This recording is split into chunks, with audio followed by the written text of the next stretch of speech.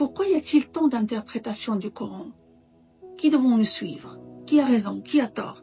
Chaque fois que je lis les tafsirs des exégètes, je remarque une chose essentielle.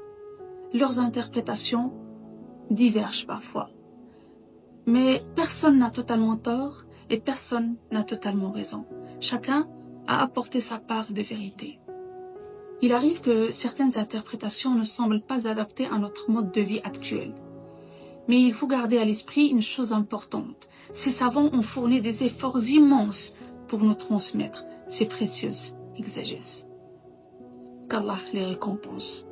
Ils étaient influencés par leur époque, leur tradition et leur réalité culturelle. Et cette diversité, ce n'est pas un problème. En arabe, on dit « al-ikhtilaf rahma ». La divergence est une miséricorde. C'est là toute la beauté du Coran. Il n'est pas figé dans une seule lecture. Il parle à chaque cœur, à chaque situation, à chaque époque. Il résonne différemment selon qui tu es, ce que tu vis et ta quête spirituelle. D'ailleurs, Allah Azza wa Jal nous rappelle « Nul ne connaît sa pleine signification sauf Allah. Wa ma ya'lamu ta'wilahu illa Allah » Alors, comment éviter de se perdre face à ces divergences? La réponse est dans le Coran lui-même. Dans la sourate Ali Imran, Allah Azza wa Jal nous dit « C'est lui qui a fait descendre sur toi le livre, il s'y trouve des versets sans équivoque, qui sont la base du livre, et d'autres versets qui peuvent prêter à d'interprétations diverses.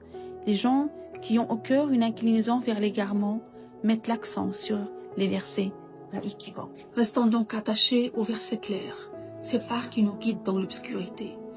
Laissons le Coran toucher nos cœurs, tout en gardant à l'esprit cette vérité. Il y a une limite, et cette limite, c'est la vérité absolue d'Allah qui dépasse notre compréhension humaine. Cherchons donc la guidance, et non les débats interminables qui envahissent notre quotidien. Évitons de nous perdre dans des discussions stériles qui risquent de nous faire oublier l'essentiel. Et surtout, souvenons-nous que le Coran est une miséricorde pour toutes les époques et pour tous les cœurs.